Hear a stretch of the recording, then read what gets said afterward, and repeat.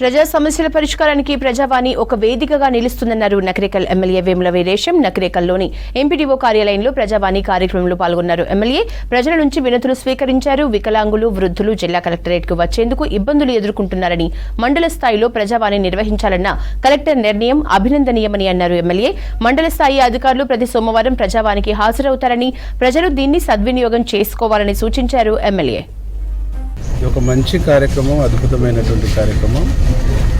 ప్రజావాణి ప్రతి సోమవారం జిల్లా కలెక్టరేట్లో జరిగేది. జిల్లా నలుమూలల నుంచి, మారుమూల గ్రామాల నుంచి కలెక్టరేట్కు పోవటం మూలంగా వీళ్ళ ప్రయాణము, వృద్ధులు, మహిళలు ఇబ్బందుల్ని గమనంలోకి తీసుకొని గౌరవ ముఖ్యమంత్రి గారు, ఈ జిల్లా కలెక్టర్ గారు కలిసి తీసుకున్నటువంటి గొప్ప నిర్ణయం.